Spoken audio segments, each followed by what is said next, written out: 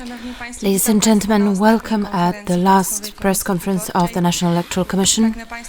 I wish to present to you the head of the NEC, Judge Sylwester Marciniak, Deputy Head of the NEC, Judge Wojciech Sych, Deputy Head of the NEC, Judge Zbigniew Cieślak, Member of the NEC, Dariusz Lasocki, Member of the NEC, Ryszard Balicki, Member of the NEC, Arkadiusz Pikulik, Member of the NEC, Maciej Miłosz, Member of the NEC, Konrad Składowski, and Member of the NEC, Liwiusz Laska, as well as the Head of the National Electoral Office and Secretary of the NEC, Minister Magdalena Pietrzak. Sir, the floor is yours. Thank you very much. Ladies and gentlemen, the election marathon is over. The National Electoral Commission shall now present to you the announcement of the 13th of July 2020 on the results of voting in the second round of Polish presidential election. Based on Article 319, Paragraph 3 of the Electoral Code, the National Electoral Commission announces the results of voting in the second round and the results of the Polish presidential election carried out on the 28th of June 2020 and the 12th of July 2020. The National Electoral Commission, based on protocols received from all district electoral commissions, determined the following results of voting in the second round of Polish presidential election. Voting took place in 27,229 constituencies. The number of people eligible to vote, 30,268,460. Ballot papers were given to 20,047,543 people, including the number of voters who voted by proxy, 21,210. People who voted based on a certificate confirming the right to vote, 584,751. Number of voters to whom voting packages were sent, 704,111. Number of return envelopes received, 614,631, including number of envelopes in postal voting in which there was no statement on personal and secret voting, 18,990. Number of return envelopes in which the statement was not correctly filled in or was not signed by the voter, 629. Number of return envelopes in which there was no envelope for the ballot paper, 1,364. Number of return envelopes in which the envelope for ballot paper was not sealed, 523. Number of envelopes for the ballot paper that were put into ballot boxes, 593,269. Number of ballot papers taken out from ballot boxes, 20,638,904, including number of ballot papers taken out from envelopes, 593,022. Number of invalid ballot papers, 2,269. Number of valid ballots, 20,636,635. The turnout was 68.18%. Number of invalid votes, 177,724. That is 18%, including due to placement of an X mark next to the names of both candidates, 102,453. Due to not placing an X mark next to the name of any candidate, 75,271. Number of valid votes cast together for both candidates, 20,458,911. That is 99.14%. Individual candidates received the following numbers of votes. Andrzej Sebastian Duda, 10,440,648, that is 51.03%. Rafał Kazimierz Trzaskowski, 10,018,263 votes, that is 48.97% of votes. The National Electoral Commission declared that in the second round of presidential election that took place on the 12th of July 2020, more votes were cast for, and based on Article 127, Section 6 of the Polish Constitution and Article 292, Paragraph 4 of the Electoral Code, the President of the Republic of Poland will be Andrzej Sebastian Duda. Chapter 2 of the announcement includes aggregate results of voting. Annex number 1 presents results of voting in the second round and aggregate results per candidate in Annex 2. The said announcement is signed by the head of the NEC, deputy heads, and members of the NEC. Ladies and gentlemen, universal presidential election in the year 2020 turned out to be a victory of all citizens of Poland. I would like to thank millions of voters who, despite the epidemic and holiday period, went to polling stations and sent their voting packages. We set a record for the turnout in the 21st century. I would also like to thank members of electoral commissions, over 210,000 people on district electoral commissions and almost 300 members of regional electoral commissions who, with full engagement, carried out the voting process and determined the results of voting. I would also like to thank the candidates running for the office of president.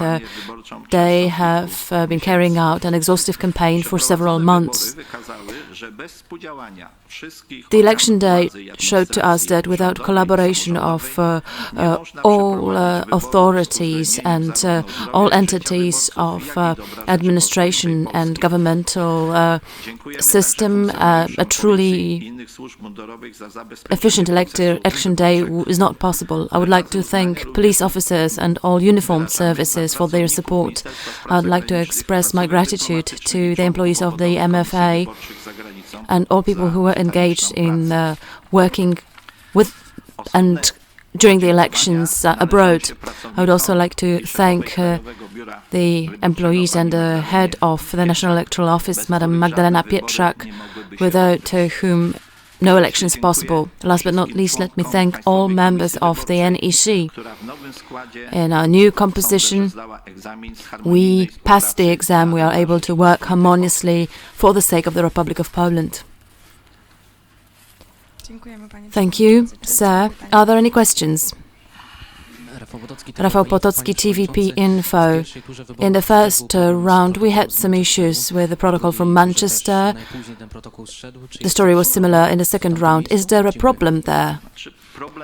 Well, the basic problem is that both on the 28th of June and on the 12th of July, in terms of constituencies abroad, and in particular Manchester, we can all recall in the first round the number of return envelopes was around 15,000. Right now it was more or less 22,000.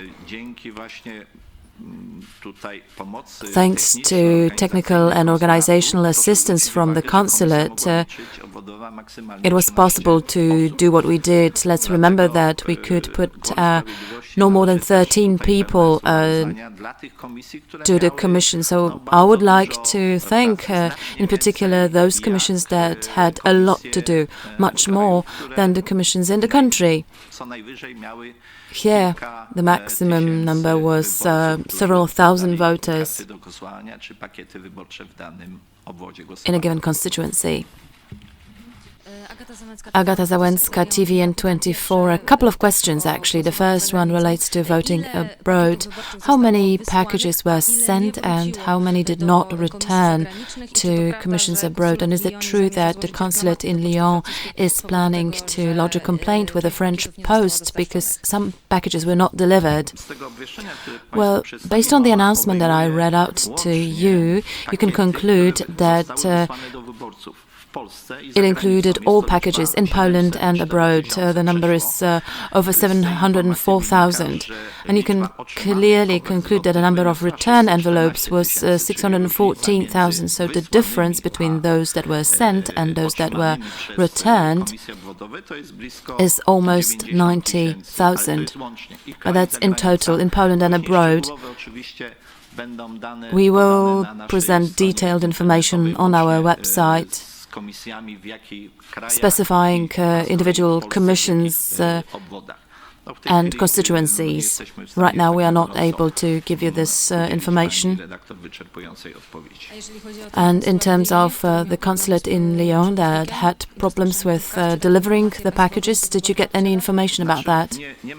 Well, no, we have no data about it, but from other sources, from our commissions abroad, I know that it's not so bad with the Polish post.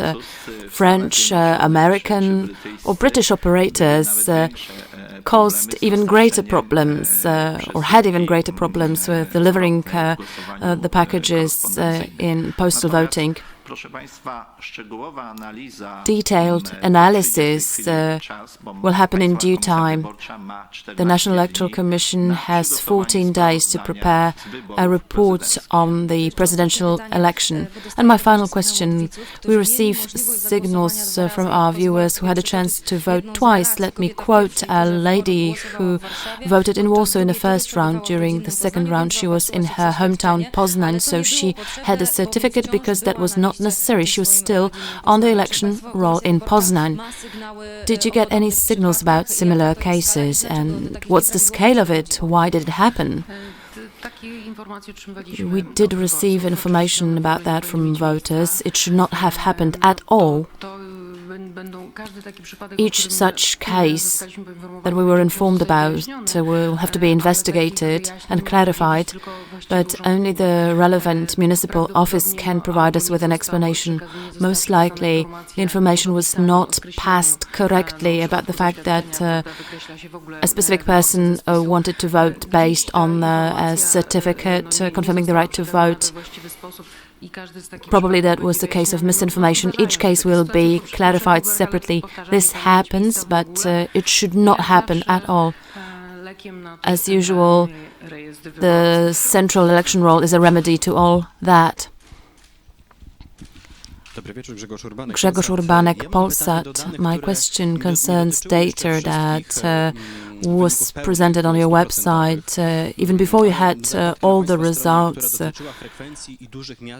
you showed the data about major cities, and there was a striking difference in the figures. Around 617 ballot papers given to voters and number of valid ballot papers, 662.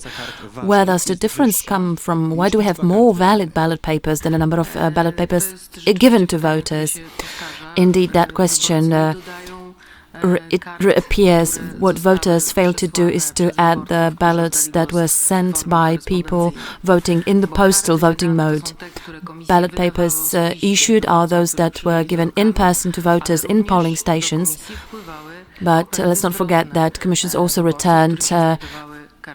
received returned envelopes with ballot papers. They were taken out from ballot boxes and included in the final count. As you could hear, my colleague was reading the number of ballot papers taken out from ballot boxes, which includes all ballots, also those that were put there in envelopes. To complement that, that was item 6 in the announcement. Number of ballot papers taken out from ballot boxes was 20,638,000, including 593,000 taken out from the envelopes. So there is a difference. My second question, most likely it was already asked in the context of queues in touristic spots where people had a chance to vote for longer simply. After 9, however, we knew the exit polls. Can't we therefore say that this was a violation of election silence? Isn't that a threat?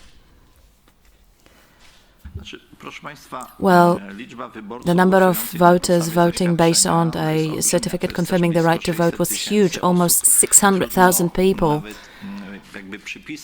It's really hard to say where these people vote, because such people can choose the polling station as they please. Of course, in touristic spots, in the mountains or in seaside resorts, there were queues and people had to queue for hours. But there is a conflict. Should we ensure that these people have the right to vote, or say that at 9 we don't care, we close the polling station?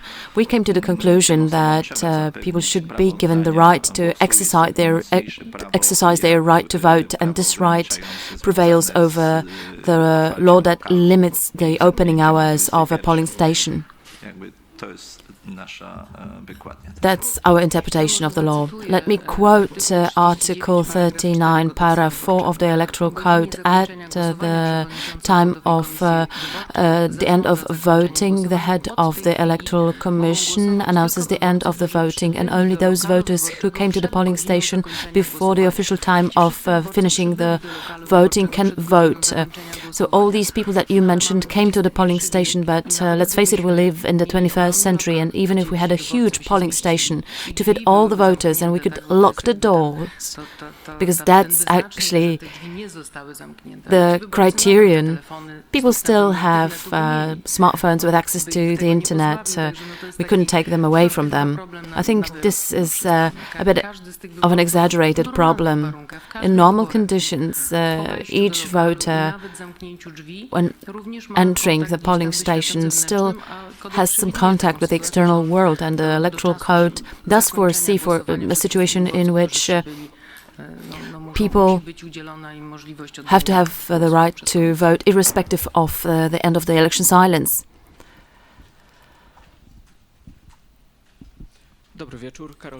Karol Darmoros, Polish Radio.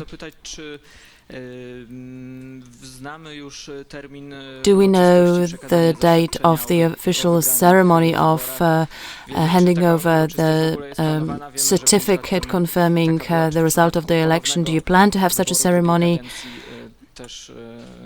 There was one 5 years ago, but will we have one right now this year? Yes, we do. A ceremony is planned, and 5 years ago it took place in Wilanów Palace on the 21st of July. That is next Tuesday. It will happen in the Royal Castle. We plan to formally pass the resolution determining the results of the Polish presidential election. The law obliges us to do so.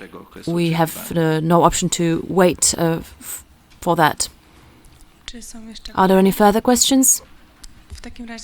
Well, if I may, I would like to thank you all, journalists, camera people. The last 4 days you were with us, so I'd like to thank you. It's time to rest and get a decent sleep. Thank you very much. Thank you.